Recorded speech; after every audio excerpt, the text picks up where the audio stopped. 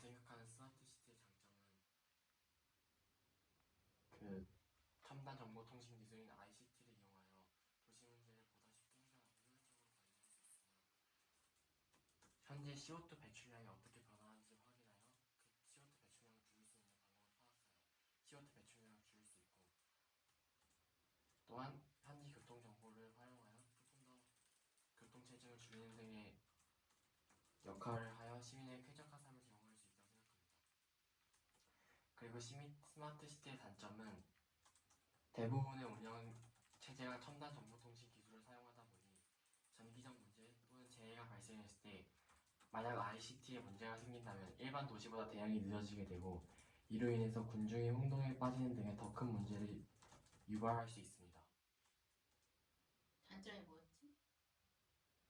그러니까는 이제 재해 같은 게 발생해서 ICT에 문제가 생기게 될 경우에 일반 도시보다 대응이 늦게 되어서 추가적인 문제가 유발될 수 있고. 맞아요. 거기에 대한 방책을 어떻게 생각하세요?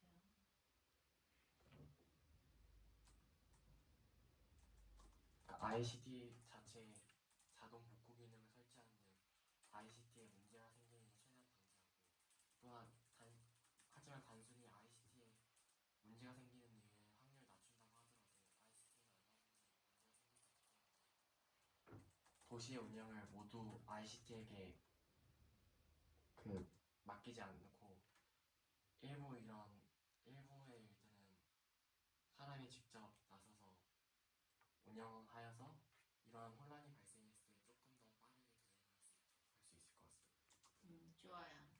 운영에 있는 아주 좋은 지적을 하셨고요. 단점이 더 있다면 어떤 게 있을까요? 이렇게 장단점 말할 때는 각각 3개 정도는 말해주시는 게 좋아요. 네. 단점 더 찾아봅시다.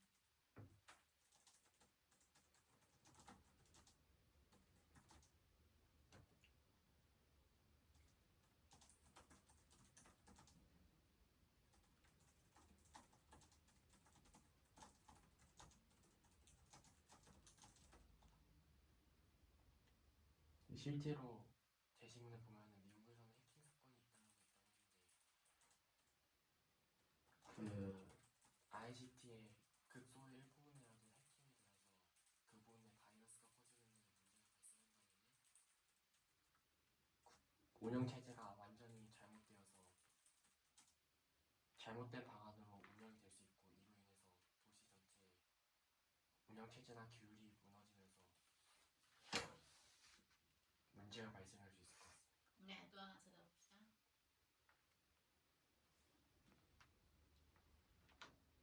굳이 지문에 드러나지 않는 것도 상관없어요.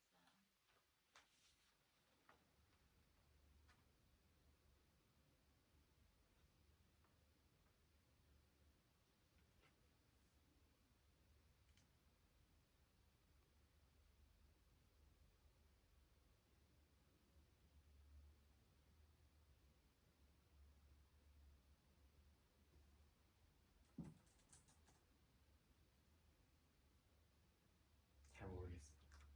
예를 들어서 사생활 침해 문제가 있죠. CCTV 애들 얼굴이 다 찍히고 그걸 뭐 말로는 경찰만 볼 수 있다고 하지만 그걸 누가 볼 수 있는지 잘 모르잖아, 그렇지? 그리고 내가 예를 들어서 그 지하철 타고 다니는데 내가 어디서 타고 어디서 내리는지까지 그 정보가 다 기입되잖아요, 그렇지? 상관없는 사소한 정보라고 해도 어쨌든 개인의 사생활이죠, 그렇지? 그걸 악용할 수 있는 여지도 있으니까 그 문제도 만만치 않게 큰 단점이에요. 네, 2번 갈게요. 인공지능이 효율적으로 도시의 녹지 등의 자연환경을 설치하고 인공지능이 지속적으로 녹지 생태계를 확인하여 친환경적인 환경을 만들어갈 수 있을 것 같고, 또한 인공지능이 실시간으로 계속 CO2 농도를 파악하여 단순히 잠깐 CO2 농도가 변하는 것이 아니라 지속적으로 CO2 농도가 증가하거나 감소하면 이에 대해서 대응하기 위한 방안을 마련할 수 있을 것 같습니다. 예를 들어서 CO2 농도가 계속적으로 증가한다면 녹지에 식물을 추가적으로 심음으로써 CO2 흡수량을 증가시키거나 자동차 사용 또는 공장 가동 등의 제약을 가하면서 CO2 방출량을 줄일 수 있을 것 같습니다. 또한 도시 곳곳에 태양광 패널들 같은 친환경 에너지를 생산할 수 있는 장치를 여러 설치하면서 화석 에너지의 비중을 줄일 수 있을 것 같고, 또한 실시간으로 에너지 생산량을 확인하여 과량 생산된 에너지는 저축하고, 만약에 에너지가 좀 덜 생산되었을 때 저축한 에너지를 소비함으로써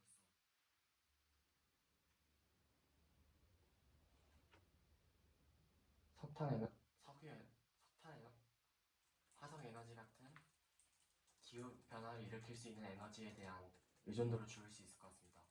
또한 추가적으로 이제 지속적으로 에너지 효율이 높은 재생에너지에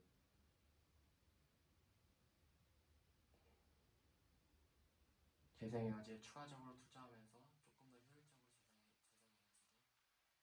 만들어갈 수 있을 것 같습니다. 좋아요. 아주 다방면으로 말씀해 주셨네요. 네, 추가 질문. 그대한테 스마트 시티를 하나 설계할 수 있는 권한이 주어졌어요. 네. 우리나라 실정에 맞는 스마트 도시를 특색과 있게 설계해 보세요.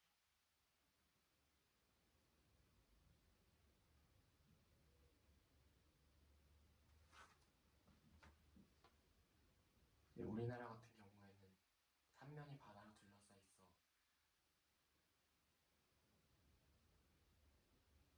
삼면이 바다로 둘러싸여 있어서 해안 부분에 이제 조성 에너지를 활용할 수 있는 에너지 생산소를 설치하거나, 아니면은 우리나라 같은 경우에는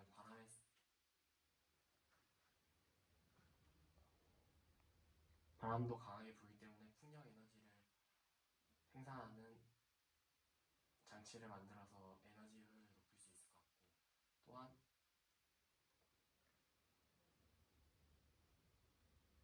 이제 산이 많기 때문에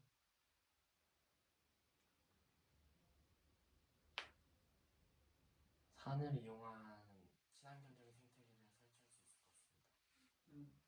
수 있을 것 같습니다. 좋아요. 스마트 시티는 흔히 대도시만 생각하는데 중소도시도 스마트화 할 수 있잖아요. 하지만 대도시와는 좀 다른 방향으로 설치할 수밖에 없겠죠. 네. 자, 어떤 차등점을 두어야 된다고 생각하세요?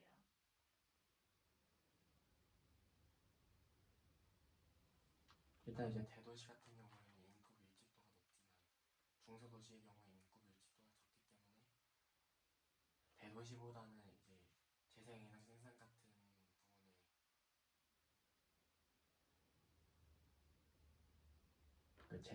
대도시에 비해서 재생에너지 생산량이 좀 덜 필요하고, 또한 대도시와는 다르게 남는 토지가 많기 때문에 그런 곳에 조금 더 친환경적인 도시를 만들어갈 수 있을 것 같습니다. 좋아하시네. 스마트 시티에는 되게 많은 비용이 소모되잖아요. 네. 어떤 기업이 내가 이 스마트 도시를 만드는 비용을 일부 보전해 줄 테니까 너희들이 수집하는 공공 데이터를 우리가 상업적으로 쓰게 해달라라고 제안을 했어요. 이 제안 받아들일 수 있습니까? 단순히 거절하는 것이 아니라 이제 어떤 정보를 요구하는지에 달라질 것 같은데, 이러한 정보가 단순히 어떤 공공시설을 많이 이용하고 어떤 제품을 조금 더 선호하는지에 대한 정보 정도는 제공할 수 있을 것 같지만, 시민들 개개인의 사생활을 침해하는 정보나 아니면은 이제 도시를 운영하는데 꼭 필요한 중요한 정보를 제공해야 되는 상황이라면은 그러한 정보는 제공하지 않는 것이 맞을 것 같습니다. 또한 단순히 도시에서 높은 직책을 갖고 있는 사람들이 많은 회의로 정해지는 것이 아닌 시민 투표의 비중을 조금 가져가면 시민들이 어떻게 생각하는지도 반영하면 좋을 것 같습니다. 좋아요. 지금 스마트 시티 그대가 관리자인데 지금 해킹 공격을 당하고 있어요. 가장 최우선으로 보호해야 될 정보는 뭐라고 생각하세요?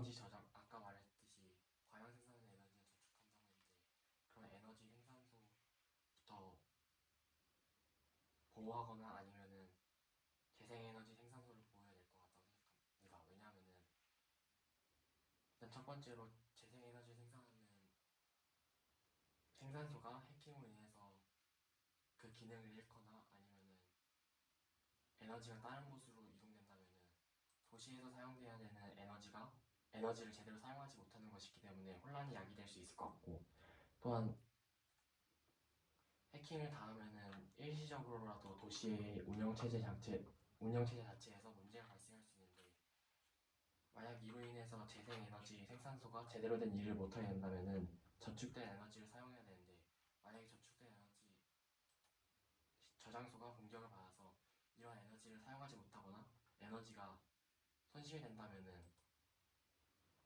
추가적으로 에너지 공급이 필요한 곳에 에너지를 투입하지 못하면서 도시의 순간적으로 일시적으로라도 도시에 문제가 생길 것 같습니다. 보통은 최우선으로 개인정보를 보호한다고 말을 하거든요. 개인정보보다도 에너지 관리 장치를 우선한 이유가 있나요?